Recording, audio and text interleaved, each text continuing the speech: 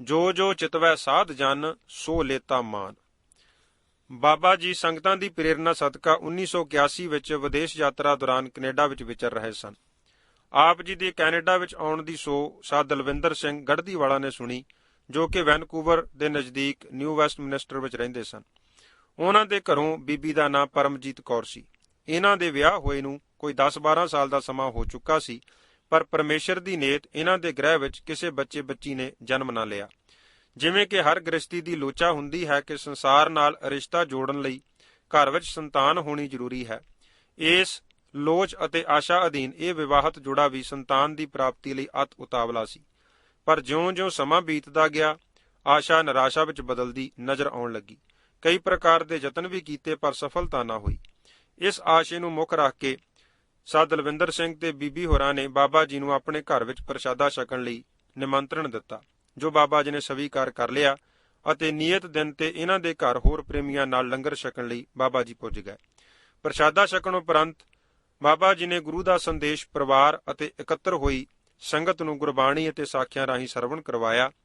ਗੁਰੂ ਉਪਦੇਸ਼ ਨੂੰ ਸਰਵਣ ਕਰਨ ਉਪਰੰਤ ਇੱਕ ਸਿਆਣੀ ਬਿਰਧ ਮਾਤਾ, ਜੋ ਕਿ ਦਲਵਿੰਦਰ ਸਿੰਘ ਹੋਰਾਂ ਨਾਲ ਪਰਿਵਾਰਕ ਨੇੜਤਾ ਰੱਖਦੀ ਸੀ, ਨੇ ਬਾਬਾ ਜੀ ਨੂੰ ਬੇਨਤੀ ਕੀਤੀ ਕਿ ਬਾਬਾ ਜੀ, ਇਹਨਾਂ ਬੱਚਿਆਂ ਦੇ ਵਿਆਹ ਹੋਏ ਨੂੰ 10-12 ਸਾਲ ਗੁਜ਼ਰ ਗਏ ਹਨ, ਪਰ ਪਰਿਵਾਰ ਵਿੱਚ ਅਜੇ ਵਾਧਾ ਨਹੀਂ ਹੋਇਆ।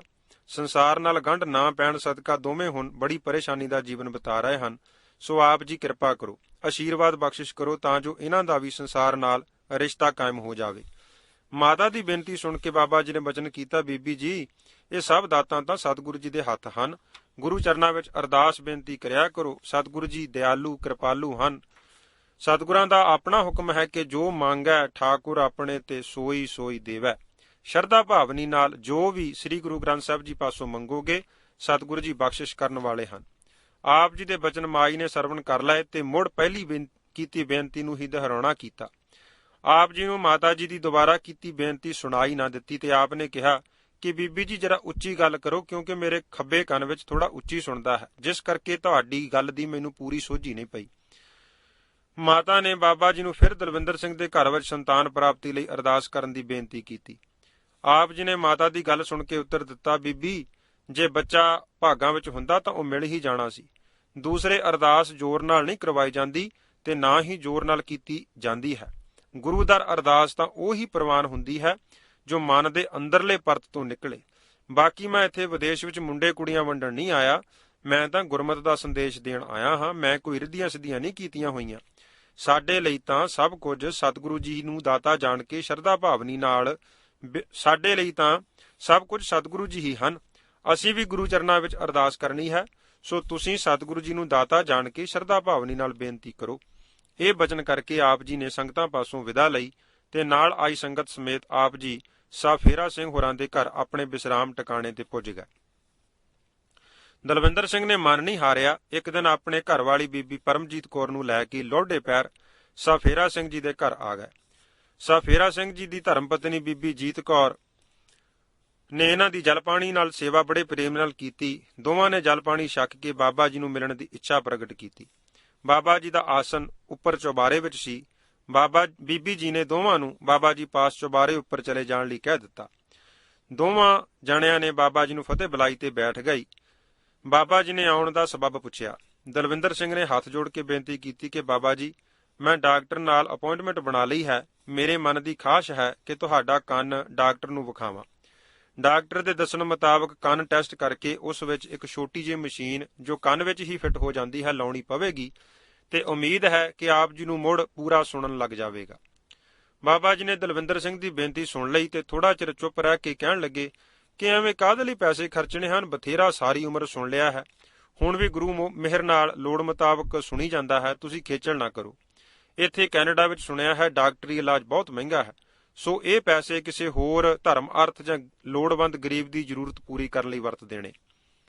ਦਲਵਿੰਦਰ ਸਿੰਘ ਨੇ ਬੜੀ ਨਿਮਰਤਾ ਨਾਲ ਮੁੜ ਬੇਨਤੀ ਕੀਤੀ ਕਿ ਬਾਬਾ ਜੀ, ਬਹੁਤਾ ਖਰਚ ਨਹੀਂ ਆਉਣਾ। ਦੂਸਰੇ ਮੇਰੇ ਮਨ ਦੀ ਭਾਵਨਾ ਹੈ, ਕਿਉਂਕਿ ਮੈਂ ਮਹਿਸੂਸ ਕੀਤਾ ਹੈ ਕਿ ਜਦੋਂ ਤੁਸੀਂ ਗੁਰਬਾਣੀ ਦਾ ਪਾਠ ਸੁਣਦੇ ਹੋ ਜਾਂ ਕੋਈ ਪ੍ਰੇਮੀ ਆਪ ਜੀ ਨਾਲ ਬਚਨ ਸਾਂਝੇ ਕਰਦਾ ਹੈ ਤਾਂ ਆਪ ਜੀ ਨੂੰ ਕਾਫੀ ਧਿਆਨ ਨਾਲ ਸੁਣਨਾ ਪੈਂਦਾ ਹੈ। ਕੰਨ ਵਿੱਚ ਅੱਧੇ ਅਖਰੋਟ ਦੀ ਗਿਰੀ ਤੋਂ ਵੀ ਘੱਟ ਵਜ਼ਨ ਦੀ ਮਸ਼ੀਨ ਫਿੱਟ ਹੋ ਜਾਂਦੀ ਹੈ।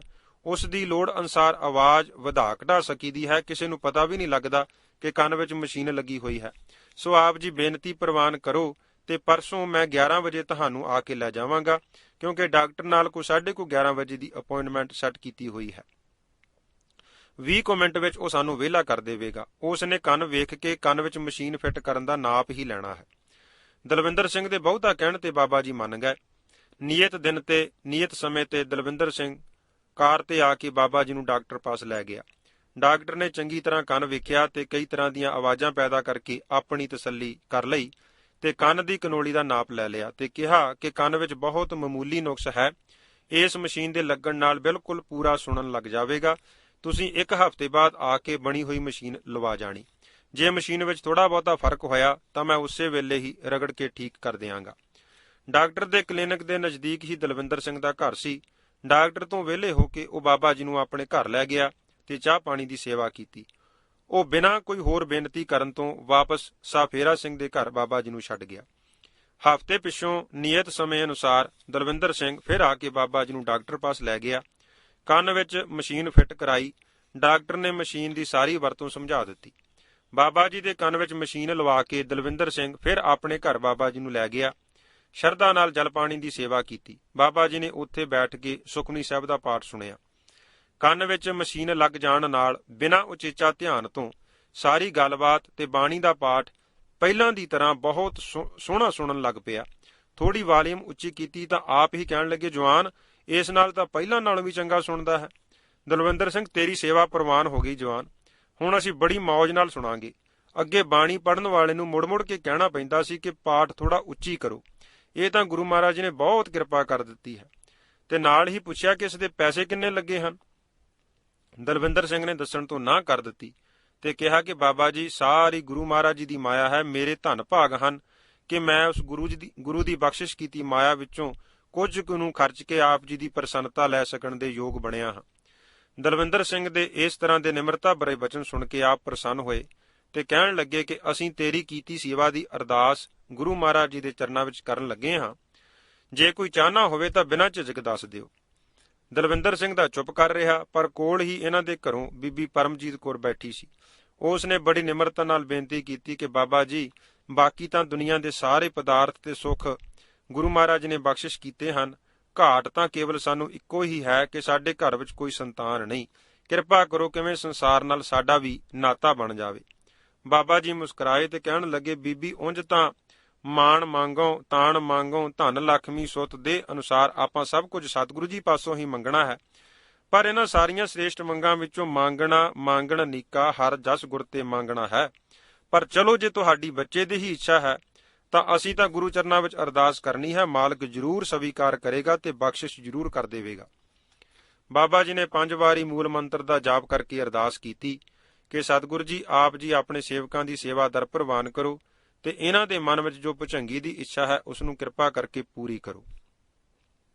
ਥੋੜਾ ਸਮਾਂ ਠਹਿਰਨ ਉਪਰੰਤ ਆਪ ਜੀ ਨੇ ਇਹਨਾਂ ਨੂੰ ਹਰ ਰੋਜ਼ ਨਿਤਨੇਮ ਦਾ ਪਾਠ ਕਰਨ ਦੀ ਹਦਾਇਤ ਕੀਤੀ ਤੇ ਉਪਰੰਤ ਗੁਰੂ ਮਹਾਰਾਜ ਜੀ ਪਾਸੋਂ ਹਰ ਰੋਜ਼ ਇਸ ਦਾਤ ਦੀ ਪ੍ਰਾਪਤੀ ਲਈ ਅਰਦਾਸ ਕਰਨ ਲਈ ਹੁਕਮ ਕੀਤਾ, ਜੋ ਇਸ ਜੋੜੇ ਨੇ ਨੇਮ ਨਾਲ ਆਰੰਭ ਕਰ ਦਿੱਤਾ। 1 ਸਾਲ ਬਾਅਦ ਗੁਰੂ ਮਹਾਰਾਜ ਜੀ ਨੇ ਭੁਜੰਗੀ ਦੀ ਦਾਤ ਬਖਸ਼ਿਸ਼ ਕਰ ਦਿੱਤੀ ਅਤੇ 2 ਸਾਲ ਬਾਅਦ ਇੱਕ ਹੋਰ ਭੁਜੰਗੀ ਦੀ ਦਾਤ ਬਖਸ਼ਿਸ਼ ਹੋ ਗਈ। ਗੁਰੂ ਪਾਤਸ਼ਾਹ ਜੀ ਦਾ ਵੀ ਫਰਮਾਨ ਹੈ, ਜੋ ਗੁਰੂ ਅਰਜਨ ਦੇਵ ਪਾਤਸ਼ਾਹ ਨੇ ਗੁਰਬਾਣੀ ਵਿੱਚ ਅੰਕਿਤ ਕੀਤਾ ਹੈ ਕਿ ਬਿਰਥੀ ਕਦੇ ਨਾ ਹੋਵਈ ਜਨ ਕੀ ਅਰਦਾਸ, ਨਾਨਕ ਜੋਰ ਗੋਬਿੰਦ ਕਾ ਪੂਰਨ ਗੁਣਤਾਸ। ਜਨ ਬਣ ਕੇ ਕੀਤੀ ਅਰਦਾਸ ਕਦੇ ਬਿਰਥੀ ਨਹੀਂ ਜਾਂਦੀ। ਜਨ ਬਣਨ ਦੀ ਹੀ ਤਾਂ ਲੋੜ ਹੈ। ਫਿਰ ਤਾਂ ਭਗਤ ਨਾਮਦੇਵ ਜੀ ਦੇ ਬਚਨਾਂ ਅਨੁਸਾਰ ਕਿ ਮੇਰੀ ਬਾਂਧੀ ਭਗਤ ਛਡਾਵੈ, ਬਾਂਧੈ ਭਗਤ ਨਾ ਛੂਟੈ ਮੋਹੇ, ਏਕ ਸਮੈ ਮੋਕੋ ਗਹਿ ਬਾਂਧੈ, ਤਉ ਫੁਨ ਮੋਹ ਪੈ ਜਵਾਬ ਨਾ ਹੋਏ। ਮੈਂ ਗੁਣ ਬੰਧ ਸਗਲ ਕੀ ਜੀਵਨ, ਮੇਰੀ ਜੀਵਨ ਮੇਰੇ ਦਾਸ, ਨਾਮਦੇਵ ਜਾਂ ਕੇ ਜੀ, ਐਸੀ ਤੈਸੋ ਤਾਂ ਕੈ ਪ੍ਰੇਮ ਪ੍ਰਗਾਸ। ਕਿਉਂਕਿ ਜਨ ਬੇਮੁਤਾਜ ਹੈ, ਬੇਪਰਵਾਹ ਹੁੰਦਾ ਹੈ। ਦੂਸਰੇ ਕਿਤੇ ਭਾਗਾਂ ਨਾਲ ਜਨ ਦਾ ਮਿਲਾਪ ਹੋ ਵੀ ਜਾਵੇ ਤਾਂ ਉਸ ਨੂੰ ਰਿਝਾਵਣ ਦੀ ਲੋੜ ਹੁੰਦੀ ਹੈ। ਜਦੋਂ ਕਿਤੇ ਜਨ ਰੀਝ ਜਾਵੇ ਫਿਰ ਤਾਂ ਜੋ ਮੰਗੋ ਸੋ ਪਾਵੋਰੇ ਵਾਲੀ ਗੱਲ ਬਣ ਜਾਂਦੀ ਹੈ। ਜਨ ਵੀ ਜ਼ੋਰ ਮਾਣ ਦਾਵਾ ਛੱਡਣ ਉਪਰੰਤ ਹੀ ਰੀਝਦਾ ਹੈ। ਜਨ ਦੀ ਖੁਸ਼ੀ ਪ੍ਰਭੂ ਪਰਮੇਸ਼ਰ ਦੀ ਖੁਸ਼ੀ ਹੈ। ਖੁਸ਼ੀ ਵਿੱਚ ਆ ਕੇ ਉਹ ਪ੍ਰਭੂ ਦੇ ਚਰਨਾਂ ਵਿੱਚੋਂ ਜੋ ਵੀ ਮੰਗਦਾ ਹੈ ਅਤੇ ਉਸ ਦੇ ਮੂੰਹ ਵਿੱਚੋਂ ਵਾਕ ਉਚਾਰਨ ਕਰ ਦਿੰਦਾ ਹੈ ਉਹ ਬਚਨ ਲੋਕ ਪਰਲੋਕ ਵਿੱਚ ਅਟਲ ਹੁੰਦੇ ਹਨ। ਪੰਜਵੇਂ ਪਾਤਸ਼ਾਹ ਜੀ ਦਾ ਧਨਾਸਰੀ ਰਾਗ ਵਿੱਚ ਬਚਨ ਹੈ, ਜੋ ਮੰਗੈ ਠਾਕੁਰ ਆਪਣੇ ਤੇ ਸੋਈ ਸੋਈ ਦੇਵੈ, ਨਾਨਕ ਦਾਸ ਮੁਖ ਤੇ ਜੋ ਬੋਲੈ ਈਹਾਂ ਊਹਾਂ